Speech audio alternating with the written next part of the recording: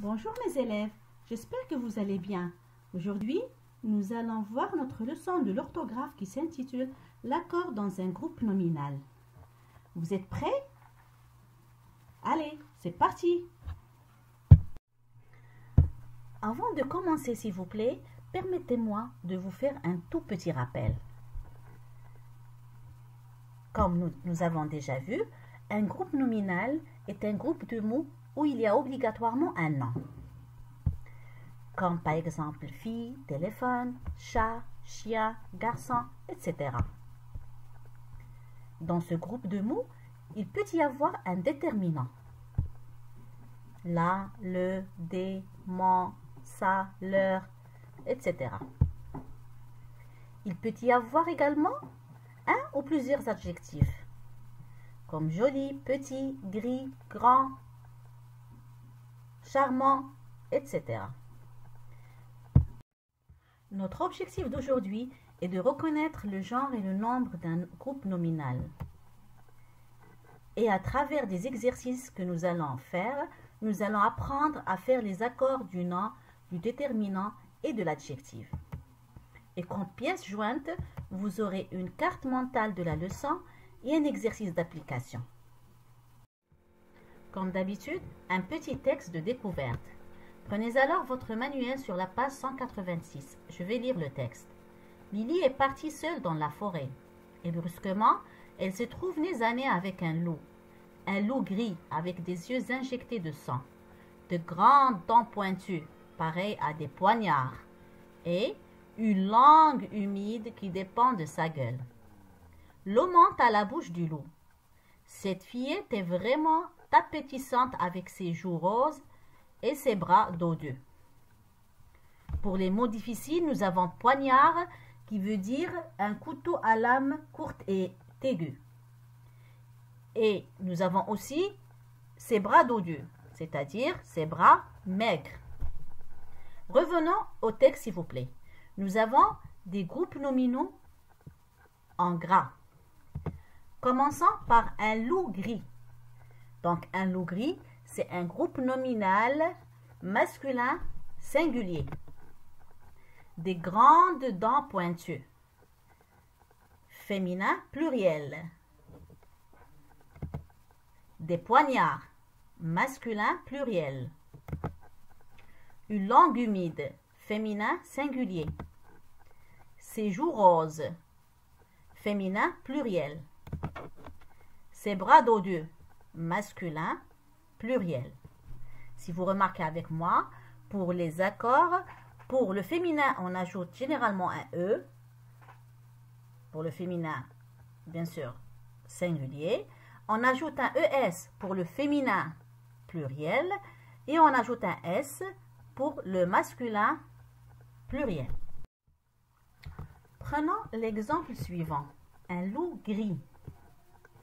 Si on veut mettre ce groupe nominal au féminin, nous allons écrire une louve grise. C'est ce qu'on appelle l'accord en genre. Et si on veut accorder en nombre, on écrira pour un loup gris, on écrira des loups gris avec ajout de S parce que c'est masculin pluriel. Et si on veut accorder une louve grise au pluriel, nous allons écrire des louves grises. Féminin pluriel. Qu'est-ce qu'on déduit? Donc, on déduit que le groupe nominal se compose d'un noyau, qui est le nom, et d'un déterminant. Il peut être enrichi d'un ou plusieurs adjectifs. Mais attention, tout le groupe nominal aura le même genre et le même nombre. Pour plus d'explications, on va faire ensemble cet exercice. Donc, à ton avis, comment on pourrait écrire les groupes nominaux suivants pour avoir des phrases correctes?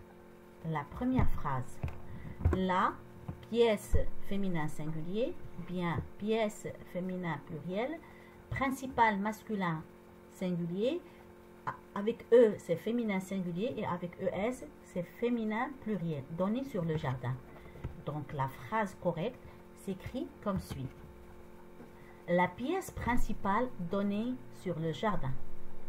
Passons à la deuxième phrase.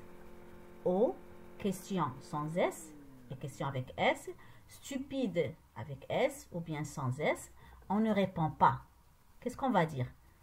On va dire aux questions masculin pluriel, stupide ES, masculin pluriel, on ne répond pas. Et enfin, la troisième phrase. Depuis quelques langues, ou bien langue plurielle, heure avec S ou bien sans S, nous attendons. Donc, on va écrire depuis quelques longues heures, nous attendons. D'accord? Passons à la carte mentale.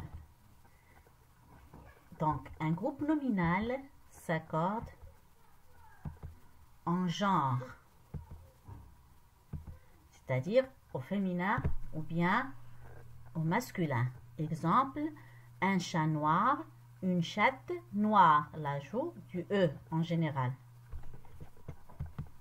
Ou bien en nombre,